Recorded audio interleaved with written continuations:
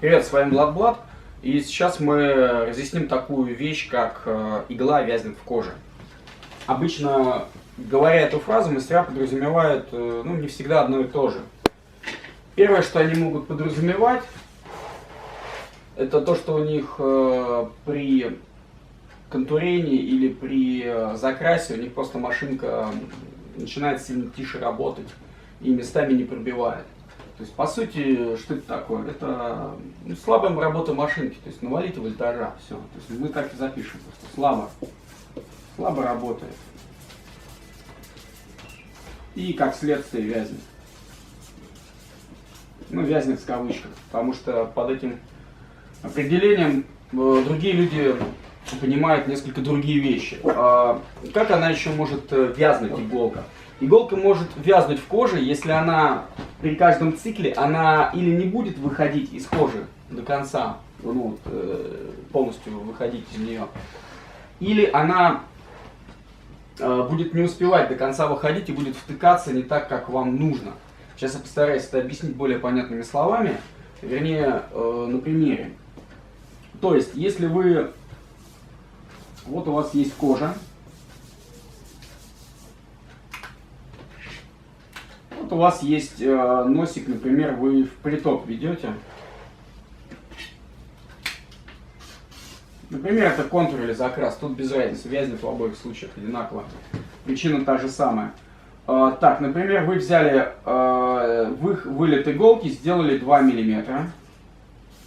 Это на холостую. То есть это означает, что она будет колебаться у вас.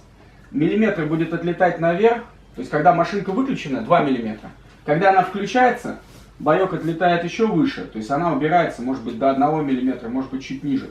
И достается в эту сторону. То есть вам кажется, что пипец, она должна втыкаться на 5 мм, если она будет в притоп. На самом деле кожа, она очень сильно отходит, втыкается там, дай бог, на миллиметр с копейками. Чуть больше миллиметра. Так вот, если вы при этом будете вести туда, то все будет окей. Если вы при таком раскладе поведете сюда, то будет не окей. Потому что игла до конца не уйдет. Она до конца не выйдет даже из кожи. Даже если она выйдет до конца из кожи, то она останется прям вот совсем прикоснется к коже. Если вы попытаетесь вперед повести, то у вас будет именно то, что называют вязнет в коже. И еще в этом месте может быть поплывость, потому что у вас в одно место слишком много раз попала контурная, например, или закрасочная игла. Соответственно, как с этим бороться? Или все время красьте по направлению, под углом наклона. Контурить так можно, то есть это совершенно нормально. Закрашивать так не всегда удобно. Закрашивать гораздо удобнее в большинстве случаев в атаку. Поэтому в случае с закрасом делайте так, чтобы у вас вот магнум, и чтобы кончик игл, если это прямой магнум, то они ровные, если это изогнутый, то следите, чтобы самый большой, чтобы сам вот этот кончик, он не более чем на миллиметр, чтобы был 1 миллиметр. Будет больше, будет вязнуть уже при движении вперед. Будет меньше, будет плохо пробивать на некоторых местах, то есть типа там на жирных животах и так далее. Вот такая вот ситуация. Обычно только из-за этого все это дело вязнет.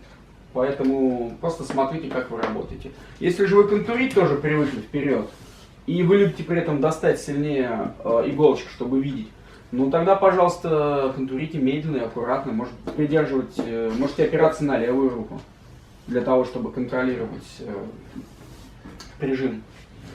То есть в любом случае, если вы сделаете большой вылет иглы, 1-2 мм, как большой, он нормальный, рекомендуемый мною, и попробуйте в притоп контурить вперед, под углом, у вас ничего не получится. Она будет элементарно вязнуть, оставлять в дутости.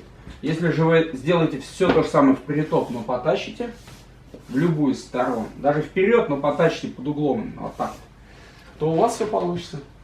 В случае с закрасом все гораздо проще. Там в любом случае выставляете 1 мм, когда вы сможете и вперед, и назад, и так кончиком, и сяк кончиком. То есть вам будет в любых случаях удобно, чтобы сделать какие-то там, любые работы, подлезть в какие-то места. И в любом случае закрашивайте тоже, пожалуйста, под углом. примерно 45 градусов.